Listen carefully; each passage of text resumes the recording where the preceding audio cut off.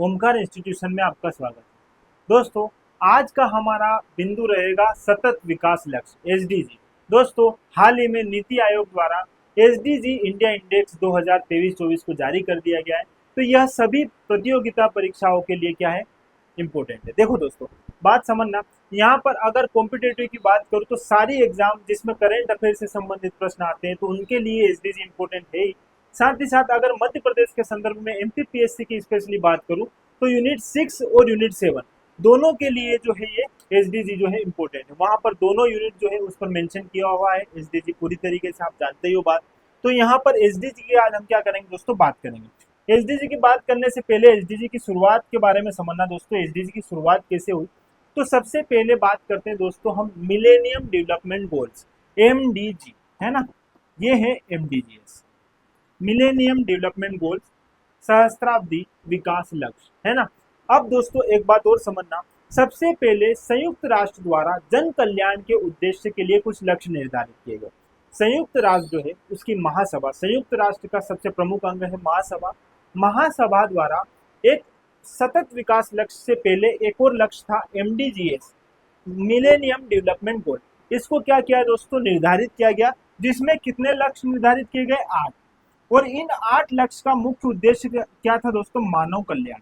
ठीक है, अब मानव कल्याण के उद्देश्य से इन्हें फ्रेम किया गया संयुक्त राष्ट्र की महासभा द्वारा, और इसके लिए 15 वर्ष क्या किए गए, निर्धारित किए गए। अब ये 15 वर्ष निर्धारित किए गए।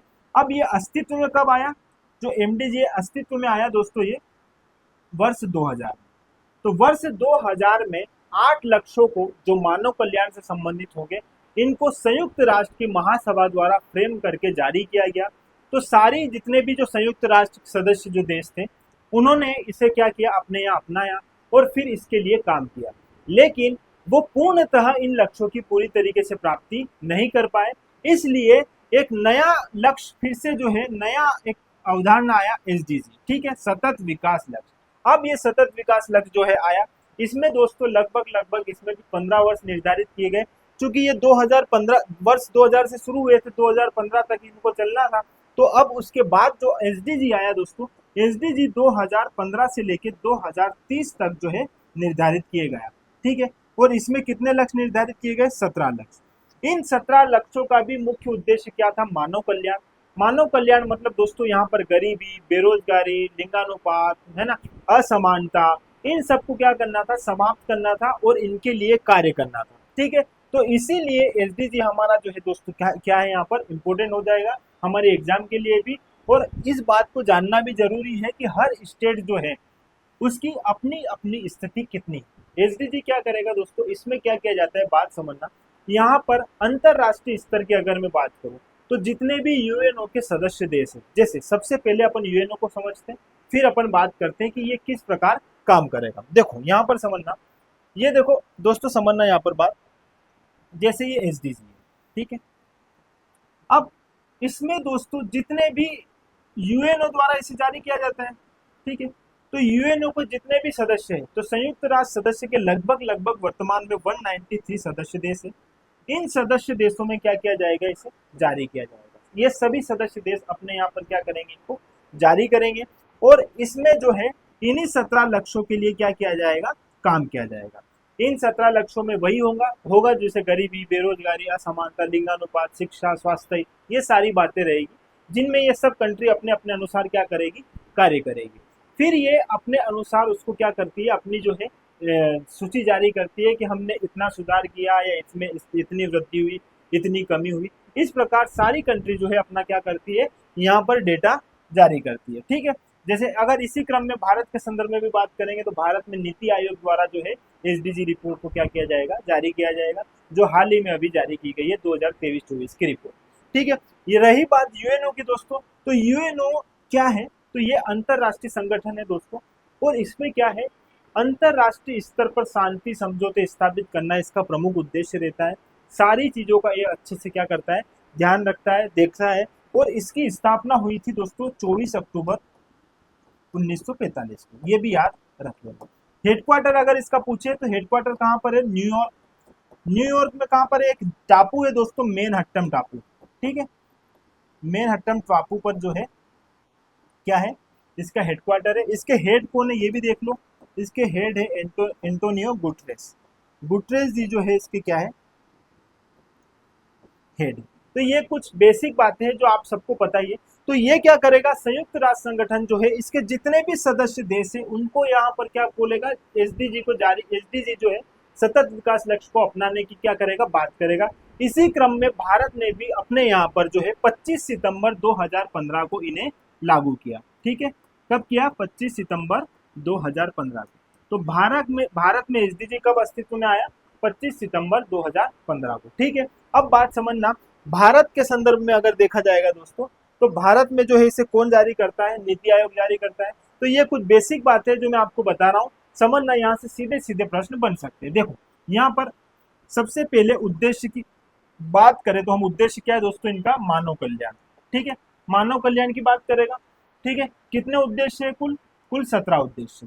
ठीक है, अगर एमडीजी में पूछेगा मिलेनियम डेवलपमेंट गोल्स में कितने लक्ष्य थे, तो कितने थे दोस्तों, 8 थे। इनका भी मुख्य उद्देश्य क्या था, इनका भी मुख्य उद्देश्य था दोस्तों जन कल्याण करना। दोनों बातें साथ लेकर बताऊंगा, अब समझना दोस्तों। अब एक और देखना, यहाँ पर जो है मानव कल्याण इनका भी क्या था, उद्देश्य था। अगर कभी ऐसा पूछ ले तो भी आपको क्या होना चाहिए, याद होना चाहिए। इनके लिए भी 15 वर्ष निर्धारित किए गए थे, और अब इनके लिए भी कितने वर्ष निर्धारित किए गए दोस्तों, 15 वर्ष। 2015 से 2030 तक इन 17 उद्देश्यों को क्या करना है, प्राप्त करना है। ठीक है, ये भी आप याद रख लीजिएगा। ठीक है, अब जारी करता, अगर अंतरराष्ट्रीय स्तर पर इसकी बात करेंगे तो इसको कौन जारी करता है दोस्तों, यूएनओ। ठीक है, और यदि भारत के संदर्भ में अगर बात करेंगे तो भारत में इसे कौन जारी करता है, नीति आयोग। दोनों बातें आपको समझ में आनी चाहिए। और भारत में कब लागू किया गया, 25 सितंबर 2015 को। ठीक है, 25 सितंबर वाली डेट यहाँ पर याद रख लेना। नीति आयोग की बात करें तो दोस्तों, नीति आयोग जो है ये 1 जनवरी 2015 से भारत में क्या है, अस्तित्व में आया। ठीक है, पहले इसकी जगह क्या हुआ करता था दोस्तों, योजना आयोग कार्य किया करता था। योजना आयोग 5 वर्ष में अपने प्लान डिसाइड करता था, इतना इतना वर्क रहेगा, इतने इतने में हम ये काम करेंगे। बस ये बात आप जानते ही हो। उसको खंडित करके, उसको समाप्त करके किसे लाया गया, नीति आयोग को लाया गया। ठीक है, तो भारत में जो है कौन जारी करता है एसडीजी इंडेक्स को, नीति आयोग। ये बात याद रखना। एक मुख्य बात और यहाँ पर समझना, देखो 113 संकेतों पर, कितने इंडिकेटर्स पे, 113 इंडिकेटर्स पर क्या करता है, इसे जारी किया जाता है। देखो ये क्या है दोस्तों, देखो मान लो कोई केंद्र शासित प्रदेश है और राज्य है, ये सब क्या करेंगे, अपने यहाँ पर इन 17 लक्ष्यों को क्या करेंगे, इन 17 लक्ष्यों के लिए कार्य करेंगे। ठीक है, तो ऐसी स्थिति में कौन कौन से इंडिकेट्स होंगे, कौन कौन से संकेतक होंगे, इन सारी चीजों पर जो है ध्यान रखा जाएगा। तो कुल कितने दोस्तों, 113। तो टोटल 113 संकेतों पर जो है ये जो रिपोर्ट क्या की जाती है, जारी की जाती है। लक्ष्य कितने दोस्तों, 17। ये बात दोनों आप यहाँ पर अच्छे से समझ लेना। आगे हम बात करते हैं दोस्तों, अब हर राज्य को अपनी अपनी क्या दी गई है, कैटेगरी दी गई है। जैसे अचीवर्स, फ्रंट रनर, सीधे यहाँ से प्रश्न पूछ सकता है। पिछली बार 2023 में एग्जाम में पीएससी ने सीधा यहाँ से एक प्रश्न पूछा था, सीधा प्रश्न पूछा था कि ये इसमें कितने अंक है, इसमें कितने अंक है, इसमें कितने अंक है। हर एक बात को अच्छे से समझाऊंगा, बस थोड़ा सा ध्यान देकर आप इसको समझना। सबसे पहले बात करते हैं दोस्तों अचीवर्स राज्य। अचीवर्स राज्य की अगर मैं बात करूं तो इनकी संख्या कितनी दोस्तों, 100 के बराबर होती है। तो अचीवर्स राज्य की संख्या हम किसको देंगे, जिनका स्कोर, जिनकी संख्या कितनी होगी, 100 के बराबर होती है। ठीक है, और इन्हें कौन सा रंग दिया जाएगा दोस्तों, नीला रंग दिया जाएगा। ठीक है, कौन सा रंग, नीला रंग। अगर मैं फ्रंट रनर की बात करूंगा तो यहाँ पर इनकी संख्या 65 से लेके 100 के बीच में होनी चाहिए। कितनी होनी चाहिए, 65 से लेके 100 तक। तो दोस्तों ये बात इंपॉर्टेंट इसलिए है कि जो भारत है अभी किसकी कैटेगरी में आता है, फ्रंट रनर की। ठीक है, क्योंकि ओवरऑल भारत का स्कोर कितना रहा है इस बार 2023-24 में, 71। ठीक है, मध्य प्रदेश जो पहले परफॉर्मर राज्य हुआ करता था वो भी अब किस में आ गया है दोस्तों, फ्रंट रनर में आ गया है। कितना स्कोर है, क्या है, सारी बातें बताऊंगा। 67 जो है मध्य प्रदेश का क्या हो गया है, स्कोर हो गया है। ठीक है, ये दोनों बातें आप जानते हो। पहले मध्य प्रदेश जो है क्या हुआ करता था, परफॉर्मर, लेकिन अभी 2023-24 की रिपोर्ट में ये कितना हो गया दोस्तों, फ्रंट रनर की कैटेगरी में आ गया है। दोनों बातें याद रखना, क्योंकि इनकी संख्या 50 से लेके 65 के मध्य होती है, और अब मध्य प्रदेश की संख्या कितनी हो गई है, 67। ठीक है, इनको कौन सा रंग दिया जाता है, तो देखो फ्रंट रनर को रंग दिया जाएगा दोस्तों कौन सा, हरा रंग। और जो परफॉर्मर राज्य है उनको दिया जाएगा पीला रंग। ठीक है, इसी तरह दोस्तों आकांक्षी राज्य की मैं बात करूं तो इनकी संख्या कितनी 50 से कम होती है और इन्हें कौन सा रंग प्रदान किया जाएगा, लाल रंग प्रदान किया जाएगा। तो ये कुछ बेसिक सी बातें हैं, इन्हीं के आधार पर हम आगे समझेंगे कि कौन सा राज्य जो है अचीवर्स राज्य है, कौन सा फ्रंट रनर है, कौन सा परफॉर्मर रहेगा और कौन सा आकांक्षी रहेगा। ठीक है, इतनी बात समझ में आई तो अब हम आगे बढ़ते हैं। देखो यहाँ पर ओवरऑल इंडेक्स की बात कर रहा हूँ, ओवरऑल स्कोर की मैं बात करूंगा। एसडीजी इंडिया इंडेक्स 2023-24 में ओवरऑल अगर इंडिया की रैंक देखोगे दोस्तों कितनी है, 71। 71 बोले तो अभी मैंने थोड़ी देर पहले आपको बताया था कि भारत की रैंक कितनी रही है, 71। और किस कैटेगरी में आया, फ्रंट रनर में। क्यों, क्योंकि 65 से 100 के मध्य में अगर किसी को स्कोर आ रहा है तो वो किसकी कैटेगरी में आता है, फ्रंट रनर की। तो भारत यहाँ पर किस कैटेगरी में दोस्तों, फ्रंट रनर की कैटेगरी में। ठीक है, देखो यहाँ पर 2020-21 में भी जो है भारत 66 स्कोर था भारत का, तो उस समय भी भारत कितना था, फ्रंट रनर की कैटेगरी में। अभी भी भारत कितना है दोस्तों, 71 है, तो भारत किस कैटेगरी में आएगा, फ्रंट रनर की। लेकिन इससे पहले भारत का स्कोर कितना था, 60 था। इससे पहले कितना था, 57 था। तो ये कुछ बातें हैं। ओवरऑल आपको इतना याद रखना है कि ओवरऑल भारत का जो है अगर इंडिया की जो अगर रैंक देखोगे तो कितनी आई दोस्तों, 71। ये बात आपको यहाँ पर अच्छे से समझना है। चलो अब आगे बात करते हैं ऐसे राज्य, ऐसे लक्ष्य जिनमें क्या हुआ है, बहुत अच्छा विकास हुआ है। ठीक है, जिनमें क्या हुआ है, बहुत अच्छी प्रगति हुई है। तो देखो सबसे पहले समझना दोस्तों, लक्ष्य एक गरीबी उन्मूलन की बात करता है। और गरीबी उन्मूलन के मामले में पहले दोस्तों कितना था, 60 था 2019-20 में, अब बढ़कर कितना हो गया है, 72। मतलब कितने अंकों की, 12 अंकों की इसमें क्या हुई है, वृद्धि हुई है गरीबी उन्मूलन में। फिर बात करते हैं दोस्तों लक्ष्य 8, इसमें भी अच्छी वृद्धि हुई है। ये बात करता है लक्ष्य 8, समुचित निर्माण कार्य और आर्थिक विकास। समुचित निर्माण कार्य और आर्थिक विकास में भी बहुत अच्छी प्रगति हुई है। इसी प्रकार लक्ष्य 13, ये इंपॉर्टेंट है लक्ष्य 13। क्यों इंपॉर्टेंट है दोस्तों, क्योंकि सर्वाधिक वृद्धि अगर हुई है तो वो लक्ष्य 13 में हुई है। लक्ष्य 13 कहता है जलवायु के अनुकूल कार्यवाही। किसके अनुकूल, जलवायु के अनुकूल।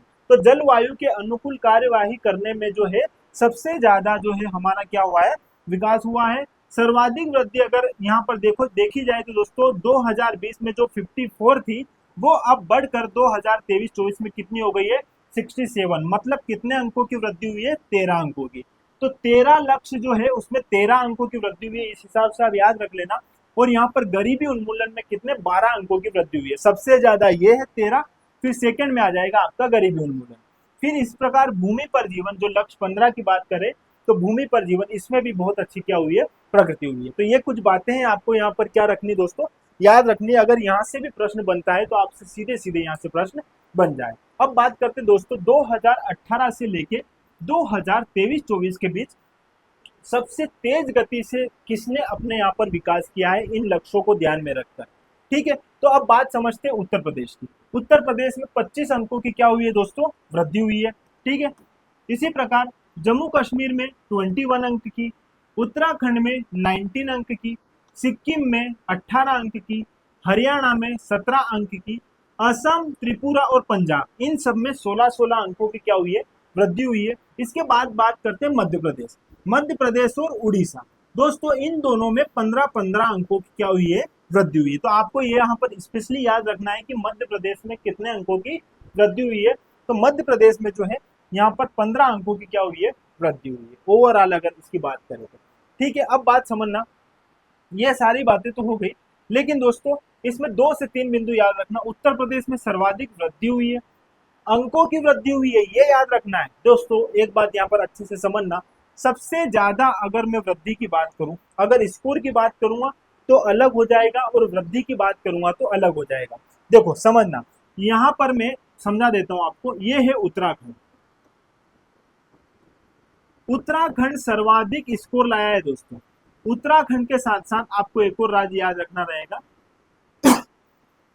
ये उत्तराखंड है। और पिछली बार जो केरल जो पहले था वो अब भी है, तो उत्तराखंड और केरल इन दोनों का प्रथम स्थान रहा है। सबसे ज्यादा स्कोर किसका रहा है, उत्तराखंड और केरल का। और सबसे कम रहा है दोस्तों बिहार का। बिहार का क्या है यहाँ पर, सबसे कम स्कोर रहा है। ठीक है, ये दोनों बातें आपको यहाँ पर याद रखनी होगी। सबसे ज्यादा उत्तराखंड और केरल है, और सबसे कम बिहार। तो ये किसकी बात कर रहा है? स्कोर की बात कर रहा है। लेकिन अंकों में वृद्धि की अगर बात पूछेगा तो अंकों में वृद्धि की बात करेगा तो 25 अंक जो है किसमें वृद्धि हुई सर्वाधिक? उत्तर प्रदेश में। उत्तर प्रदेश में 25 अंकों की वृद्धि हुई है। इसी प्रकार आपको एक और यहाँ पर पॉइंट याद रखना रहेगा, मध्य प्रदेश। मध्य प्रदेश में कितने अंकों की वृद्धि हुई है? 15 अंकों की वृद्धि हुई है ना। दोनों बातें आपको यहाँ पर अच्छे से याद रखनी होगी। ये इसको लेके डाउट में नहीं आना चाहिए कि अंकों में वृद्धि हुई है कि ओवरऑल स्कोर में वृद्धि की बात कर रहा है। ठीक है, अब बात करते हैं दोस्तों, एक बार सारा जो है इनका परफॉर्मेंस वाइज देख लेते हैं। किस एसडीजी में पहले में, दूसरे में कितना स्कोर है, तीसरे में कितना स्कोर रहा है, चौथे में कितना रहा है। एक बार बस इसको समझ लीजिएगा। पहला जो एसडीजी है इसमें 72 अंक, 72 अंकों की 72 अंक जो है इसका स्कोर रहा है। ठीक है, एसडीजी 2 का कितना स्कोर? 52। एसडीजी 3 का 77, एसडीजी 4 का 61, एसडीजी 5 का 49, एसडीजी 6 का 89, एसडीजी 7 का 96, एसडीजी 8 का 68, एसडीजी 9 का 71, सॉरी 61, एसडीजी 10 का 65, एसडीजी 11 का 83, एसडीजी 12 का 78, एसडीजी 13 का 67। अब एसडीजी 14 नहीं दिया है, यहाँ एसडीजी 14 भी नहीं है और एसडीजी 17 भी नहीं है। इन दोनों को एसडीजी इंडिया इंडेक्स 2023-24 में शामिल नहीं किया गया है। तो कंफ्यूजन नहीं होना चाहिए, बात समझना। सीधा एसडीजी 15 की बात करेंगे तो यहाँ पर 75 और एसडीजी 16 की बात करेंगे तो 74। ये नॉर्मली एक स्कोर है जो आपको मोटा मोटा एक बार देख लेना है। बाकी जो मेन बातें हैं वो अच्छे से अपन अब समझते हैं। हर एक लक्ष्य का कितना कितना स्कोर रहा है, उसमें किन चीजों में वृद्धि हुई है, इन सबको हम अच्छे से क्या करते हैं अब समझते हैं। दोस्तों सबसे पहली बात करते हैं लक्ष्य, पहले लक्ष्य की। पहला लक्ष्य क्या बोलता है? गरीबी उन्मूलन। आपको यहाँ पर यह भी याद रखना है कि पहला लक्ष्य बोलता क्या है, पहले लक्ष्य में है क्या, क्या लिखा हुआ है, ये याद रखना पड़ेगा। पिछली बार एमपीपीएससी ने पूछा है 2023 में कि 9th नंबर का जो है किस बात को दर्शाता है, पहले नंबर का लक्ष्य किस बात को दर्शाता है, दूसरे नंबर का लक्ष्य किस बात को दर्शाता है। तो ये कुछ बेसिक बातें आपको क्या करनी है, याद रखनी है। तो पहला लक्ष्य जो है दोस्तों किसकी बात करता है? गरीबी उन्मूलन की। ठीक है, 2018 में 54 स्कोर था जो बढ़कर 2020-21 में 60 हो गया और अब 2023-24 में गरीबी उन्मूलन कितना हो गया है? 72। मतलब जो 60 था दोस्तों वो अब कितना हो गया है? 72। मतलब कितने अंकों की वृद्धि हुई है? 12 अंकों की। थोड़ी देर पहले मैंने बताया था सबसे ज्यादा प्रगति हुई है। तो दोस्तों सबसे पहला लक्ष्य जो है 13 लक्ष्य में 13 अंकों की वृद्धि हुई है। ठीक है, और दूसरा जो है आपका यही है गरीबी उन्मूलन। ठीक है, दोनों बातें मैंने आपको समझाई है, इस बात को भी थोड़ा सा अच्छे से समझ लेना। अब बात करते हैं इसमें क्या क्या हुआ है। दोस्तों सबसे पहले बात करते हैं, इनको अच्छे से एक बार देख लो।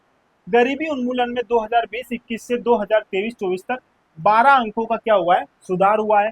लगभग इसमें बहुआयामी गरीबी 2015-16 से लेके 2019-21 के बीच में कितनी हो गई है? 14.96। मतलब बहुत सारी इसमें क्या हो गई है? कमी हो गई है। अगली बात करें 2013-14 और 2022-23 के बीच 24.8 करोड़ लोग गरीबी रेखा से बाहर हो गए। कितने दोस्तों?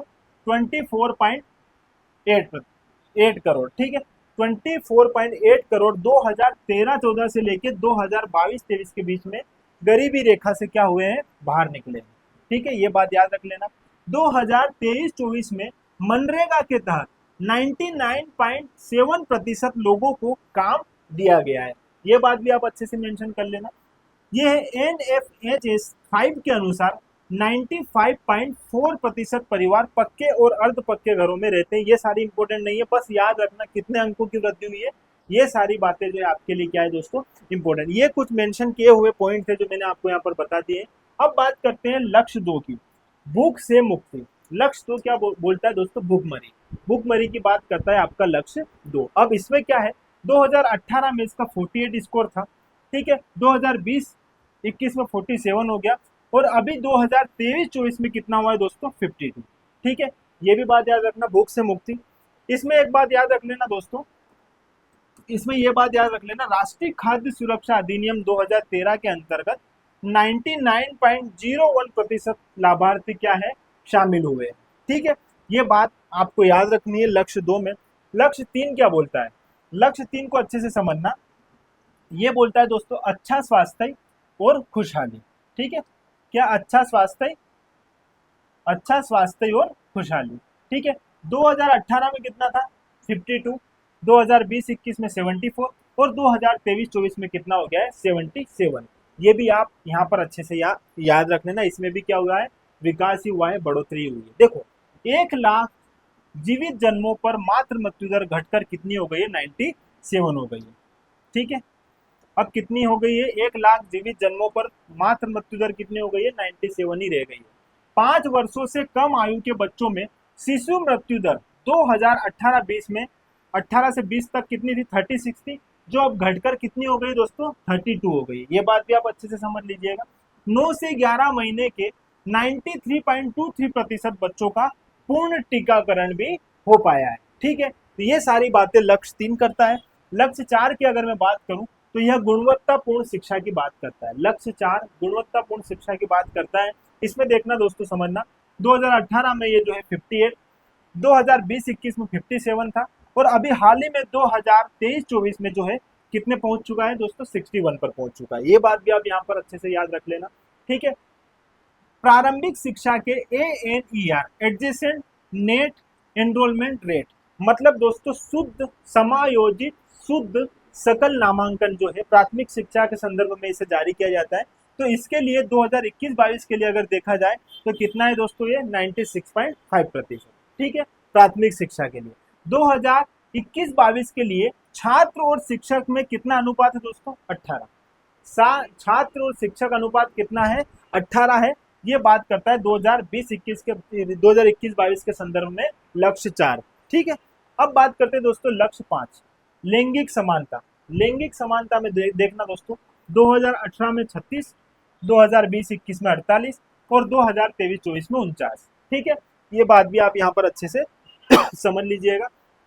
ये सारी बातें मैं आपको इसलिए बता रहा हूँ एक बार आपकी नजरों के सामने सारे निकल जाए। ठीक है, एक बार फिर से इनको बहुत बेहतर तरीके से मैं आपको बता दूंगा। अब समझना लक्ष्य 6 की मैं बात करूं, स्वच्छ जल और स्वच्छता। 2018 में 63 था, 2020 में 83 हो गया और 2023-24 में अभी 89 हो गया। ये लक्ष्य 6 है। अब इसमें दोस्तों 99.29% ग्रामीण परिवारों के पीने के पानी के स्रोत में क्या हुआ है सुधार हुआ है। तो ये बात भी आपके लिए इंपॉर्टेंट है। अगला लक्ष्य है लक्ष्य 7। लक्ष्य 7 बात करता है सस्ती और स्वच्छ ऊर्जा की।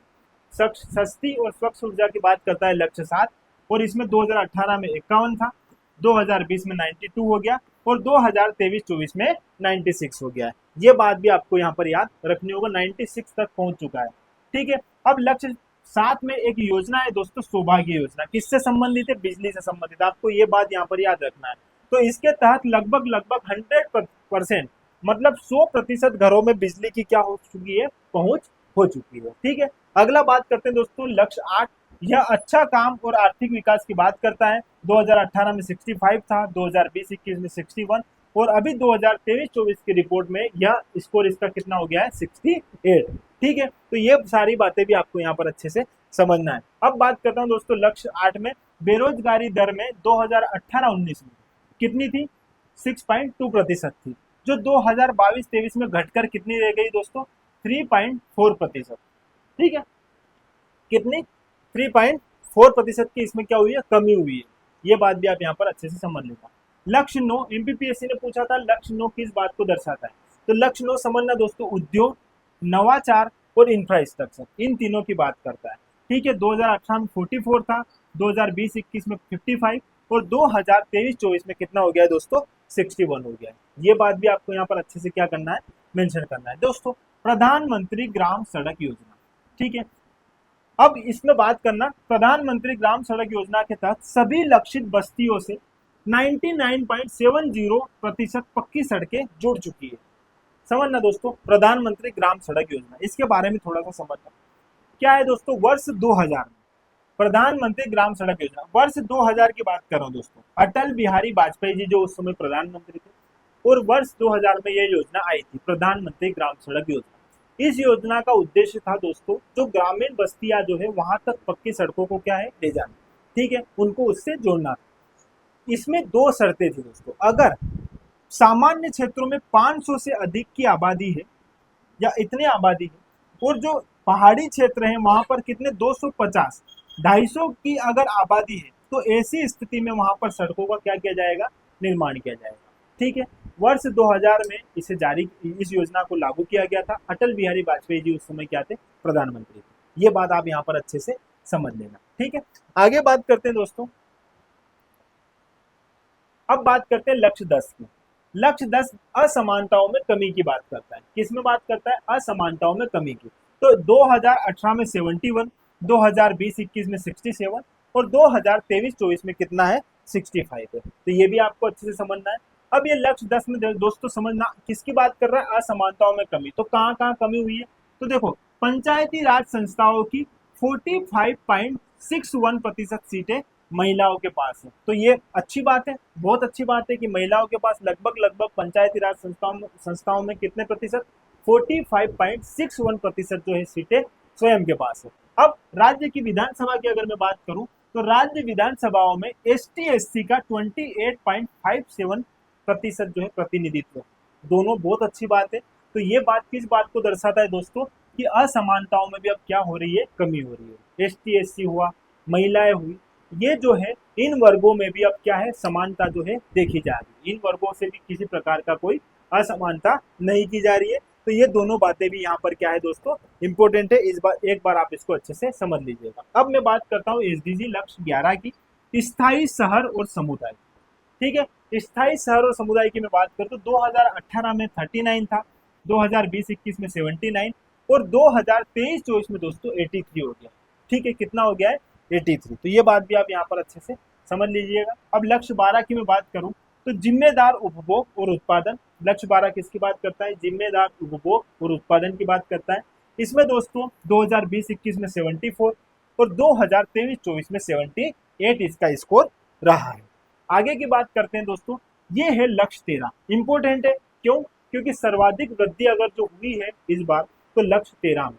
ठीक है, लगभग कितने अंकों की, 13 अंकों की। ठीक है, देखो यहाँ पर 2020-21 में 54 था, जो अब वर्तमान में 2023 में जो रिपोर्ट जारी की गई इसमें 67 हो गया है। लगभग कितने अंकों की वृद्धि हो गई है, 13 अंकों की। कितने अंकों की, 13 अंकों की। ठीक है, ये 13 अंकों की इसमें वृद्धि हुई है। और ये बात किसकी करता है, जलवायु के अनुकूल कार्यवाही। ठीक है, ये बात इंपॉर्टेंट है, आप इसको थोड़ा अच्छे से क्या कर लेना, समझ लेना। देखना दोस्तों, इसमें क्या है, अक्षय ऊर्जा की अगर मैं बात करूं, ठीक है, तो अक्षय ऊर्जा से बिजली उत्पादन में सुधार 2020 में कितना था दोस्तों, 36.37% था, जो अब बढ़कर कितना हो गया है, 43.28% हो गया। ये 2024 तक का डेटा मैं आपको यहाँ पर बता रहा हूँ। 94.86% उद्योग ऐसे हैं, कितने प्रतिशत उद्योग, 94.86% ऐसे उद्योग है जो पर्यावरण मानकों का क्या कर रहे हैं, अनुपालन कर रहे हैं। तो ये बात भी आप अच्छे से याद रख लीजिएगा, ये भी आपके लिए क्या है दोस्तों, यहाँ पर इंपॉर्टेंट है। ठीक है, अब मैं दोस्तों लक्ष्य 14 की बात करूंगा, जो SDG इंडिया इंडेक्स 2023-24 में इसे नहीं शामिल किया गया है, और एक लक्ष्य 17 है, उसको भी शामिल नहीं किया गया है।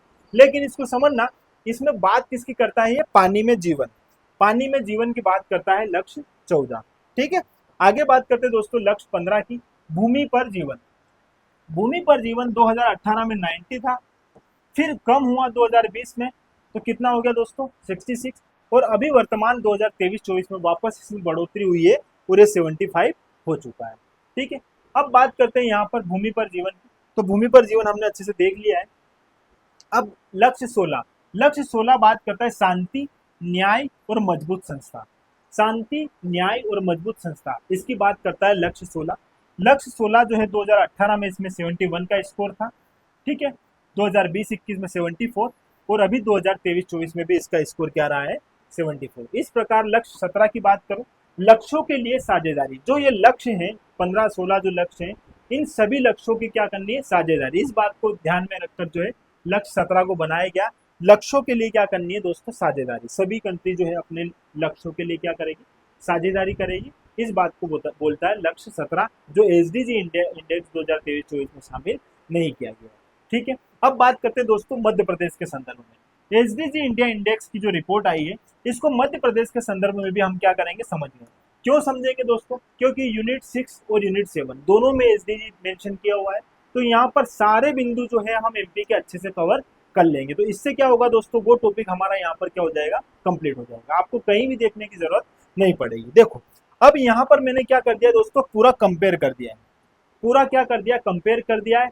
एसडीजी इंडिया इंडेक्स में इंडिया की रैंक, कौन सा उसका जो है राज्य का दर्जा उसे मिला हुआ है, प्लस मध्य प्रदेश में मध्य प्रदेश का स्कोर कितना रहा है, किस श्रेणी में उसे रखा गया है, इन दोनों बातों को मैं एक साथ आपके साथ शेयर करूंगा ताकि आपको क्या हो जाए, अच्छे से समझ में आ जाए। देखो 2018 में अगर बात करूं दोस्तों, 2018 की में, तो 2018 में भारत के संदर्भ में 57 भारत का क्या था, स्कोर था। अब ये 57 था तो भारत को परफॉर्मर राज्य की श्रेणी में रखा गया। ठीक है, इसी प्रकार 2018 में मध्य प्रदेश भी जो है परफॉर्मर की श्रेणी में था, 52 जो इसका भी स्कोर था। ठीक है, 2019 में 60 हो गया भारत का, और भारत उस समय भी परफॉर्मर राज्य की श्रेणी में था, और यहाँ पर मध्य प्रदेश में भी 6 अंकों की वृद्धि हुई थी, और मध्य प्रदेश जो है 58 के साथ परफॉर्मर राज्य की श्रेणी में शामिल थी। ठीक है, फिर 2020 में अगर मैं बात करूंगा दोस्तों, तो 66 जो है 2020 में फ्रंट रनर के रूप में यहां से सीधा फ्रंट रनर में आ गया था कौन, भारत, 66। लेकिन मध्य प्रदेश जो है अभी भी परफॉर्मर की श्रेणी में ही था, क्योंकि इसको फ्रंट रनर में आने के लिए 65 प्लस चाहिए। ठीक है, तो इसलिए भारत 2020 में भी, मध्य प्रदेश जो है 2020 में भी किस श्रेणी में था, परफॉर्मर की श्रेणी में था। लेकिन अब बात समझना दोस्तों, यहाँ से बहुत बड़ा बदलाव हुआ है। अब मध्य प्रदेश परफॉर्मर की जगह किस श्रेणी में आ गया है, फ्रंट रनर की श्रेणी में आ गया है। मध्य प्रदेश का स्कोर 2023-24 में 67 रहा है दोस्तों, तो मध्य प्रदेश यहाँ किसकी श्रेणी में आ गया है, मध्य प्रदेश मध्य प्रदेश जो है दोस्तों यहाँ पर फ्रंट रनर की श्रेणी में आ गया है। इस प्रकार यहाँ पर 2023-24 में भारत जो है 66 से 71 हो गया है, और अभी भारत यहाँ पर फ्रंट रनर की श्रेणी में। तो दोनों बिंदु हैं, आपको अच्छे से यहाँ पर क्या है समझने होंगे। तो ये कुछ बातें। अब दोस्तों मध्य प्रदेश में भी कौन से ऐसे लक्ष्य हैं जिनमें बहुत अच्छी प्रगति हुई है, उनको मैंने यहाँ रेड कलर से शो किया है। तो आप एक बार समझना, जिन लक्ष्यों में बहुत अच्छा विकास हुआ है, जिन लक्ष्यों में बहुत अच्छी प्रगति हुई है, उनको रेड कलर में मेंशन किया है। तो यहाँ पर आप एक बार अच्छे से इसको समझना। देखो एसडीजी फर्स्ट की मैं बात करूंगा, गरीबी की पूर्णतः समाप्ति, इसमें जो मध्य प्रदेश का स्कोर रहा है दोस्तों 67। दूसरा है भूखमरी की समाप्ति, एसडीजी 2, इसमें मध्य प्रदेश का स्कोर रहा है 48। तीसरा है दोस्तों अच्छा स्वास्थ्य और जीवन स्तर, ये एसडीजी 3, इसमें मध्य प्रदेश का स्कोर रहा है 56। इसी प्रकार एसडीजी 4 गुणवत्तापूर्ण शिक्षा, तो यहाँ पर मध्य प्रदेश का स्कोर रहा है 49। एसडीजी 5 लैंगिक समानता, यहाँ पर मध्य प्रदेश का स्कोर रहा है 48। एसडीजी 6 स्वच्छ जल एवं स्वच्छता, यहाँ पर मध्य प्रदेश का स्कोर रहा है 87। ठीक है, आगे बात करते हैं दोस्तों, एसडीजी 7 में सस्ती और स्वच्छ ऊर्जा की बात करता है। इसमें बहुत अच्छा क्या हुआ है, विकास हुआ है, लगभग 90 के अराउंड जो है हमारा क्या है यहाँ पर स्कोर हुआ है। ठीक है, एसडीजी 8 की मैं बात करूंगा, अच्छा काम और आर्थिक विकास, यहाँ पर 64 स्कोर रहा है। एसडीजी 9 की मैं बात करूं, उद्योग, नवाचार और बुनियादी ढांचा, इसमें मध्य प्रदेश का स्कोर रहा है दोस्तों 39। इसी प्रकार यहाँ पर एसडीजी 10 की बात करूंगा, असमानताओं में कमी, तो मध्य प्रदेश में 54 इसका स्कोर रहा है। एसडीजी 11 की मैं बात करूं, सतत शहरी और सामुदायिक विकास, इसमें बहुत अच्छी प्रगति हुई है, 86 इसको स्कोर रहा है। ठीक है, एसडीजी 12 की मैं बात करूं, जिम्मेदारी के साथ उपभोग और उत्पादन, इसमें 92 का स्कोर रहा है। एसडीजी 13 की मैं अगर बात करूंगा, जलवायु कार्रवाई, इसमें 63 का जो क्या रहा है स्कोर रहा है। अगर एसडीजी 14 की मैं बात करूं दोस्तों, तो एसडीजी 14 जो है यहाँ पर पानी के नीचे जीवन, अब मध्य प्रदेश में पानी के संदर्भ में तो कोई बात है नहीं, तो यहाँ पर ये जो है नहीं माना जाएगा। ठीक है, इसका कोई स्कोर नहीं है।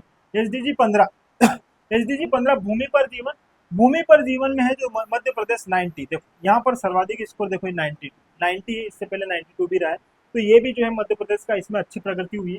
एसडीजी 16 शांति और न्याय के लिए संस्थान, इसमें 73 स्कोर रहा है, और लक्ष्य 17 जो है इसे शामिल नहीं किया गया है, लक्ष्य प्राप्ति में सामूहिक साझेदारी, तो एसडीजी इंडिया इंडेक्स 17 को मध्य प्रदेश के संदर्भ में इसको शामिल नहीं किया गया है। तो इस प्रकार ये पूरी जो है दोस्तों क्या है यहाँ पर कंप्लीट हो जाती है आपकी एसडीजी रिपोर्ट। अब मध्य प्रदेश के संदर्भ में कुछ और इम्पोर्टेंट तथ्य जो है अगर एसडीजी से पूछे जाएंगे तो वो मैंने यहाँ पर आपके लिए मेंशन कर दिए हैं, बस एक बार आपको इनको समझना है, एक बार इसको बस समझ लीजिएगा दोस्तों। देखो सबसे पहले बात करते हैं दोस्तों बहुआयामी गरीबी से बाहर निकलने में। ठीक है, 24 करोड़ के आसपास तो देश में जो है वो बहुआयामी गरीबी से बाहर निकले, लेकिन मध्य प्रदेश के संदर्भ में देखना दोस्तों, बहुआयामी गरीबी से बाहर लगभग 1.36 करोड़ 1.36 करोड़ लोग जो है किससे बाहर हुए हैं, बहुआयामी गरीबी से बाहर हुए हैं, पहली बात। दूसरा दोस्तों, राष्ट्रीय खाद्य सुरक्षा अधिनियम, राष्ट्रीय खाद्य सुरक्षा अधिनियम 2013 के अनुसार कितना कवरेज प्राप्त है दोस्तों यहाँ पर खाद्य में? 97.87% लोगों को खाद्य सुरक्षा जो है, खाद्यान्न आपूर्ति जो है की जा रही है। कितना कवरेज मिल रहा है? लगभग 97.87%। ये बात भी आप अच्छे से समझ लीजिएगा। आगे बात करते हैं संस्थागत प्रसव। संस्थागत प्रसव की अगर मैं बात करूं तो लगभग 98.48% संस्थागत प्रसव किया जा रहा है। मतलब जो संस्थागत प्रसव किया जा रहा है उसमें आप देखो ना दोस्तों 98% जो है हो रहा है इसमें। ठीक है, पूर्ण टीकाकरण की अगर मैं बात करूं जिसमें 9 से 11 माह के बच्चों को शामिल किया गया है, तो ऐसे में लगभग 93.19% बच्चों का क्या हुआ है? पूर्णतः टीकाकरण हुआ है। ठीक है, अगर मैं ये सबसे इंपॉर्टेंट बात है समझना दोस्तों, प्रदेश में जन्म के समय लिंगानुपात, कब? जन्म के समय लिंगानुपात कितना है दोस्तों? तो लगभग 956 लिंगानुपात है। 956 जो है यहाँ पर कितना जन्म के समय लिंगानुपात है। लेकिन लक्ष्य में कितना निर्धारित किया गया है? लक्ष्य में 950 निर्धारित किया गया है, लेकिन हमारा कितना है दोस्तों? 956। तो ये हमारे लिए अच्छी बात है, इस बात को भी आप अच्छे से क्या करना, याद रखना। दोस्तों प्रधानमंत्री ग्राम सड़क योजना, थोड़ी देर पहले मैंने बताया अटल बिहारी वाजपेयी के समय में इसको लाया गया था। जो बस्ती झुग्गी झोपड़ियां है वहां तक जो सड़कों का क्या करना है, पहुंच बनाना, इसी उद्देश्य से जो है प्रधानमंत्री ग्राम सड़क योजना को वर्ष 2000 में शामिल किया गया था, जिसमें सामान्य क्षेत्र में 500 और जो पहाड़ी क्षेत्र में निवास करते हैं वहां पर 250। इतनी आबादी अगर होगी तो वहां पर सड़कों का क्या किया जाएगा? निर्माण किया जाएगा। तो इसमें देखो दोस्तों, सड़कों से जुड़ी लक्षित बस्तियों का कितना प्रतिशत? 99.98% लोग जो है आज जो है बस्तियों में रहने वाले, वहां तक सड़कों की पहुंच हो चुकी है। ये मध्य प्रदेश के संदर्भ में आपको इसको समझना। प्रधानमंत्री जन धन योजना, प्रधानमंत्री जन धन योजना के बारे में समझना दोस्तों, ये 2014 में इसे नरेंद्र मोदी सरकार जी द्वारा लाया गया। नरेंद्र मोदी जी की जो सरकार थी उसमें जो है कब? 2014 में प्रधानमंत्री जन धन योजना को लाया गया था। ठीक है, अब यहाँ पर देखो महिला खाता धारकों का कितना प्रतिशत है दोस्तों? 55.57%। कितना लक्ष्य रखा गया है? केवल 50%। ठीक है, पंचायती राज संस्थाओं में महिलाओं का प्रतिनिधित्व, अगर पंचायती राज संस्थाओं के संदर्भ में बात करूं तो लक्ष्य कितना रखा गया है दोस्तों? 33%। लेकिन कितना है मध्य प्रदेश में? 50%। 50% पंचायती राज संस्थाओं में किसका प्रतिनिधित्व है? महिलाओं का है। ठीक है, आगे बात करते हैं पर्यावरण मानकों का अनुपालन करने वाले उद्योगों का प्रतिशत कितना है? तो 98.40% जो है किसका है? पर्यावरण मानकों का अनुपालन करने वाले उद्योगों का है। इसी प्रकार भौगोलिक क्षेत्र के प्रतिशत के रूप में वन आवरण क्षेत्र कितना है? 25.14%। इंपोर्टेंट है, भौगोलिक क्षेत्र के प्रतिशत के रूप में वन आवरण क्षेत्र कितना है दोस्तों? वन आवरण 25.14%। ठीक है, तो ये सारी बातें आपको यहाँ पर याद रखनी होगी। सारे फैक्ट मैंने यहाँ पर इंक्लूड किए दोस्तों। एसडीजी से संबंधित यदि किसी प्रकार का प्रश्न बनता है, चाहे अदर एग्जाम की आप तैयारी कर रहे हो जिसमें आपको करेंट से संबंधित यदि एसडीजी से प्रश्न आता है तो लगभग यहाँ से रेडी हो जाएगा। और यदि एमपीपीएससी प्रीलिम्स की अगर मैं बात करूँ तो यूनिट 6 और यूनिट 7 पूरा एसडीजी यहाँ पर जो है दिया हुआ है और मैंने इसको बेहतर तरीके से आपको यहाँ पर समझाया। यूनिट 6 की अगर मैं बात करूँ तो जिन बच्चों ने अभी तक एमपीपीएससी प्रीलिम्स की यूनिट 6 को रेडी नहीं किया है तो वो मेरा एक मैराथन वीडियो है जिसमें मैंने संपूर्ण यूनिट 6 को पढ़ाया है, एक बार उसको जरूर देखिएगा। और आज के इस विषय में हमने ये सारी बातें करी है। जल्द ही इसी प्रकार अगर कोई नया टॉपिक आता है तो मैं आपके लिए लेकर आऊँगा। जुड़ने के लिए बहुत बहुत धन्यवाद।